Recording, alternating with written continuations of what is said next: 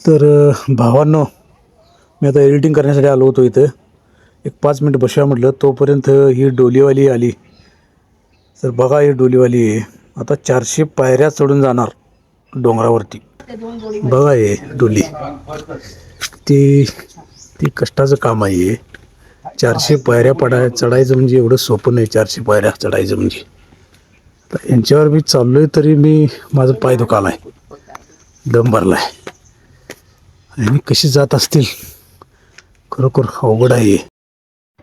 खरोखर भावानो, पोटासाठी किती कष्ट करायला लागतात हे बघाच तुम्ही.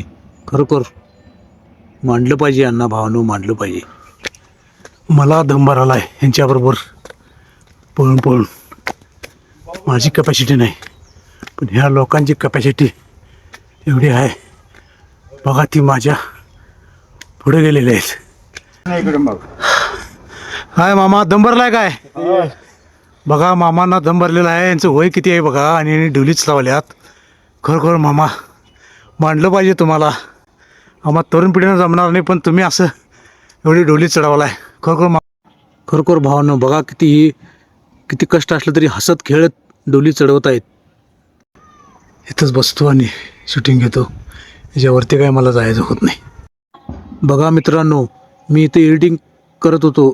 एडिटिंग करूपर्यंत वरती जाऊन बायकांना सोडून परत त्यांच्या घरातल्या पुरुषांना परत वरती घेऊन चाललेत. किती कष्ट आहे बघा, किती स्टॅमिना असेल यांचा. खरोखर भावानो, यांच्या कष्टाला माझा सलाम.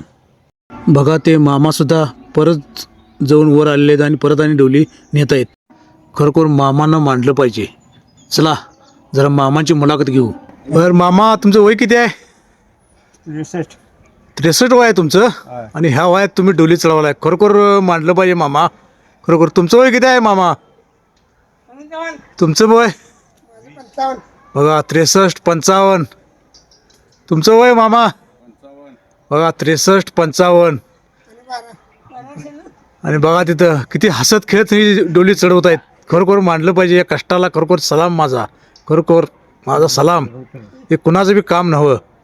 खरोखर भावानो, कष्टाशिवाय पर्याय नाही. खरोखर कष्टाशिवाय पर्याय नाही.